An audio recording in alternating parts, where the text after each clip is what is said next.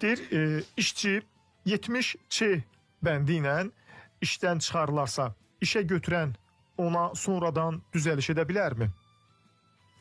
Əslində belə bir təcrübə yoxdur. Bir çox hallarda biz eşitmişik ki, güya edə bilir, amma qanunvericilikdə belə bir norma nəzərdə tutulmayıb. Sadəcə olaraq həmin onunla bağlı bir ay müddətində işçinin hüququ var ki, məhkəməyə müraciət eləsin. Çünki 70-in C-si ilə işdən çıxarmaq belə çox sadə bir məsələ deyil. 70-in C-si ilə işdən çıxarmaq. Bəzən deyirlər ki, işə gec gəldi, iş ahəngini pozdu falan. Əslində onlar çox əsaslandırılmalıdır. Sadəcə işə gecikmək həmin o işə götürənə nə kimi maddi, mənəvi zərərlər yetirmişdir? Bunlar araşdırılmalıdır, əsaslandırılmalıdır. Yəni məhkəməyə müraciət etsə daha rahat bir şəkildə onu düzəldə bilər. Əgər işə götürən, ilə işdən çıxarmış bir işçini daha sonra özü işə götürə bilər.